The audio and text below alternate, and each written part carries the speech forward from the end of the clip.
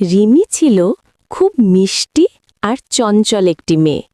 সে প্রতিদিন স্কুলে যেত আর মন দিয়ে পড়াশোনা করত।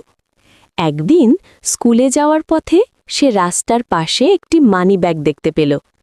রিমি মানিব্যাগটি খুলে দেখল ভেতরে অনেক টাকা আর একটি পরিচয়পত্র আছে। তার মনে হলো, এই টাকা দিয়ে তো আমি অনেক খেলনা কিনতে পারি।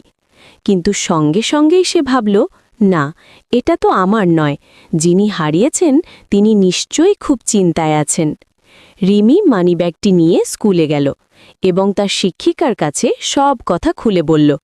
শিক্ষিকা পরিচয়পত্র দেখে মানিব্যাগের মালিককে খবর দিলেন।